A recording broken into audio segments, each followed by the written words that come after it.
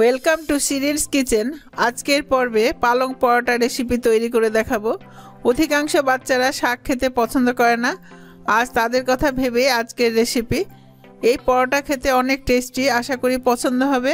চলুন তাহলে শুরু করি।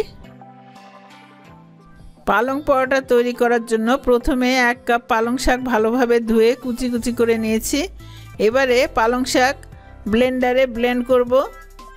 তার জন্য ব্লেন্ডারের মধ্যে পালং শাকগুলো দিচ্ছি। এইভাবে ব্লেন্ড করে নিলাম। পালং পরোটা তৈরি করার জন্য প্রথমে একটা বোল নিলাম।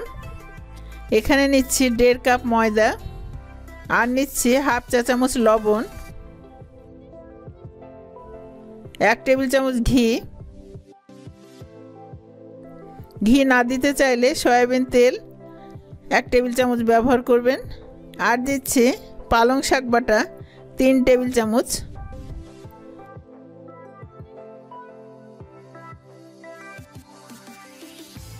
দেড় চা চামচ আদা বাটা,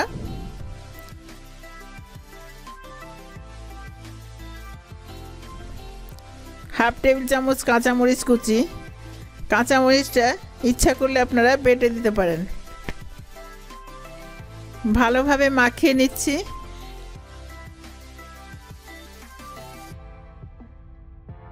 এবারে নিচ্ছি 1/2 কাপ নর্মাল টেম্পারেচারের পানি। খুব আলতোভাবে ডোটা তৈরি করব। অল্প অল্প করে পানি মিশাচ্ছি।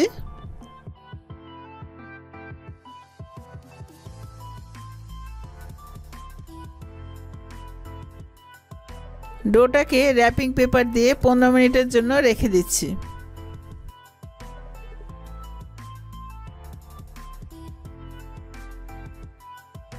ডোটাকে 4 ভাগে ভাগ করলাম। ডোয়ের একটা অংশ নিয়ে বেলে নিচ্ছি। ডোটার একটা অংশ নিয়ে রুটি বেলে নিলাম। এবারে ঘি ব্রাশ করে দিচ্ছি।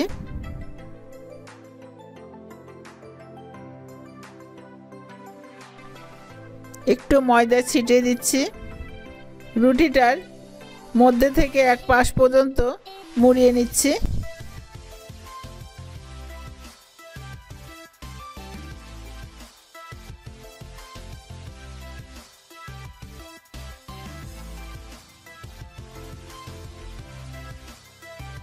এবার বেলে নিচ্ছি।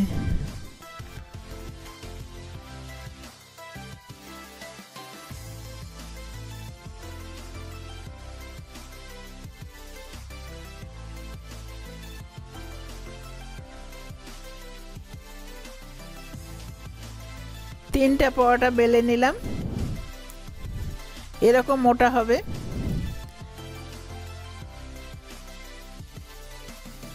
এবার পরোটাগুলো ভেজে নেওয়ার জন্য চুলাটা ধরিয়ে দিলাম।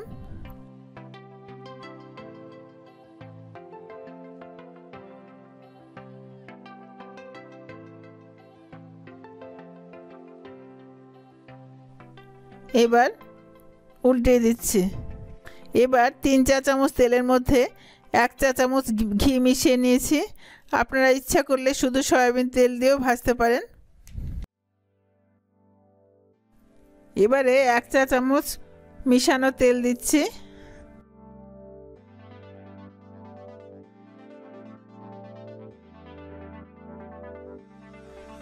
বারবার উল্টে ভেজে নিচ্ছি।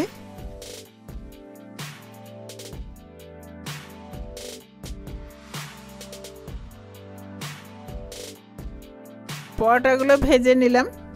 এই পরোটা অনেক টেস্টি। একটা পরোটা ছিঁড়ে দেখাচ্ছি। আমার পালং পরোটা তৈরি শেষ। এই পরোটা ডিমের অমলেট বা মাংসের সাথে টমেটো কেচাপ দিয়ে পরিবেশন করতে পারেন। আর আমার চ্যানেলে এখনও যারা সাবস্ক্রাইব করেননি তাদের সাবস্ক্রাইব করার অনুরোধ করছি। আপনারা ভালো থাকেন। ধন্যবাদ।